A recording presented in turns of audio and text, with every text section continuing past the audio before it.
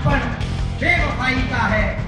कलियों को रंग डाला जिसने अपने हाथों से, वही दावा करे है इस चमकती रहनुमाई का, वही दावा करे है इस चमकती रहनुमाई का। चंद्रशेखर एक विचार है, चंद्रशेखर एक व्यक्तित्व है, चंद्रशेखर एक यज्ञ है, चंद्रशेखर एक तपस्या है, चंद्रशेखर ज्ञान है, चंद्रशेखर त्याग है।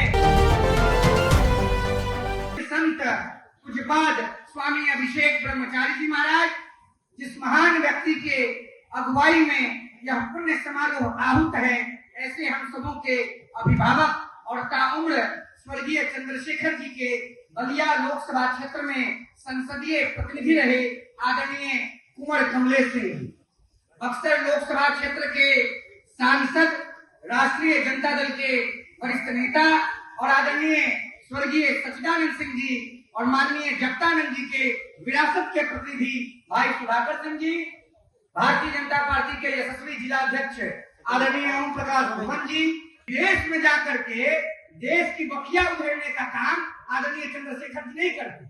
डॉक्टर राम मनोहर लोहिया जी के विचारों को आगे बढ़ाने वाले स्वर्गीय चंद्रशेखर जी ने ताउम्र भारतीय राजनीति में परिवारवाद का दीमक कोई बड़ा प्रारूप न ले, इसके लिए आजीवन संघर्ष किया।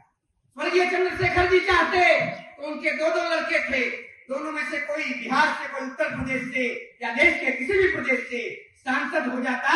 जब बिहार और उत्तर प्रदेश के नेताओं ने आदरणीय चंद्रशेखर जी के पास जाकर अपने किए हुए कुकर्म को सर्टिफाई कराने के लिए उनकी संतानों को राजनीति में आगे लाने का प्रस्ताव दिया, आदरणीय जितेंद्र जी बैठे हैं।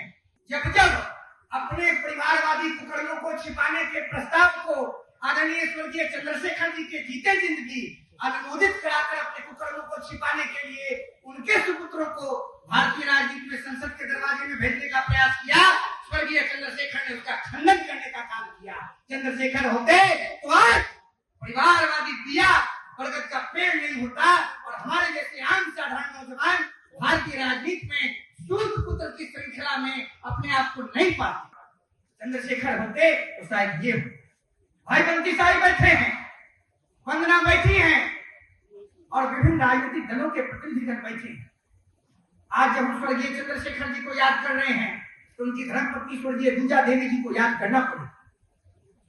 एच एन शर्मा ने कई संस्मरणों में मुझे बताया और मैं तो आदरणीय अशोक पाठक जी आ रहे हैं, बलिया की पवित्र धरती के सपूत हैं, स्वर्गीय बच्चा पाठक जी के भतीजा हैं।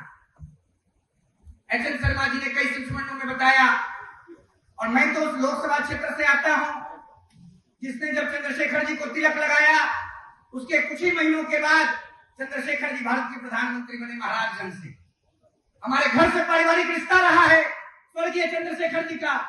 मेरे दादा, मेरे पिता, मेरे चाचा चंद्रशेखर जी के उस चुनाव में मुख्य भूमिका में रहे हैं। कमलेश बाबू इस बात को जानते हैं। क्या कमलेश बाबू आप आए हैं ना महाराजगंज में?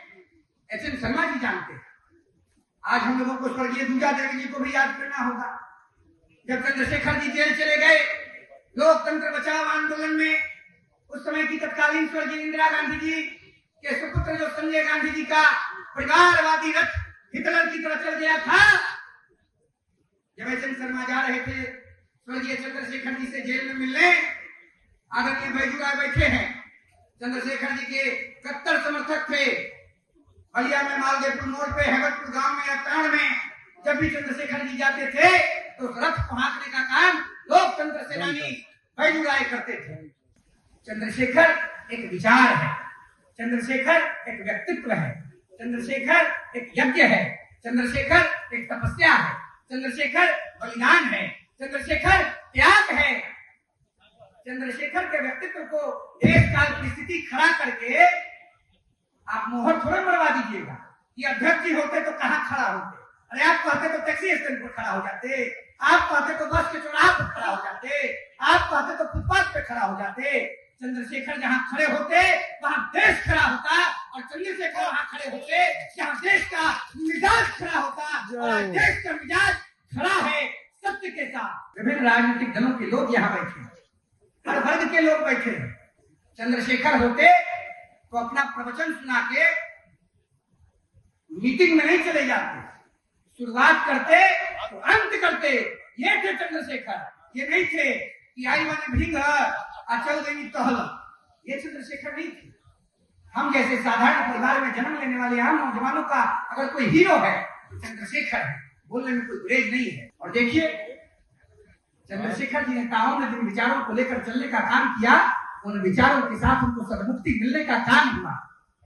देश की राजनीति में परिवारवाद का धूल विरोधी, परिवारवाद के खिलाफ मुखर आवाज के रूप में कोई व्यक्तित्व खड़ा था तो उस महान तपस्वी, महापराक्रमी योद्धा, महायोद्धा का नाम बलिया के वीर मृतिका सपूत, बागी बलिया का प्रतिनिधि, लोकनायक जयप्रकाश नारायण के सिद्धांतों का प्रतिपादक, हमारे जैसे नौजवानों का हीरो कोई और नहीं, सिर्फ और सिर्फ चंद्रशेखर थे और कोई नहीं।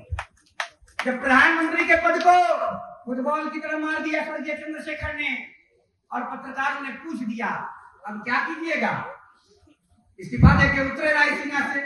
अब पत्रकार मित्रों ने पूछ दिया कि अब क्या कीजिएगा, तो चंद्रशेखर जी ने कहा ये एवरेस्ट पर लोग झंडा फहराने जाते हैं, झंडा फहराने के बाद नीचे उतरते हैं।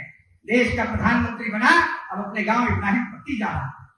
ये मुखरता, ये व्यापकता, ये वासपतुता, ये जनमानस के प्रति समर्पण, राम के प्रति, कृष्ण के प्रति, देश के कण कण के प्रति, देश के जन जन के प्रति जो दर्शन, जो विचार, जो व्यापकता, जो विशालता, जो विषम परिस्थितियों में निर्णय लेने की अकाट्य क्षमता किसी नेता में थी, किसी नेतृत्व में थी, तो उस नेता, उस नेतृत्व, उस व्यक्ति का नाम सिर्फ और सिर्फ चंद्रशेखर था, उसके अलावा कुछ नहीं। चमन को सींचने में पत्तियां कुछ झड़ गई होंगी, यह इल्जाम मुझ पर बेवफाई का है।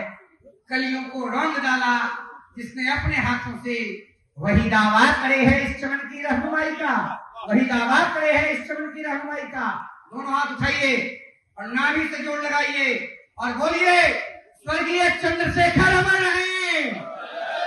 गोल, जहां 28 वर्षों के सफर में 18,000 से भी अधिक छात्रों ने डॉक्टर एवं इंजीनियर बनकर सफलता की ऊंची उड़ान भरे है, जहां साधारण छात्र भी बिहार एवं झारखंड टॉपर बनकर बड़ा इतिहास बना रहे हैं।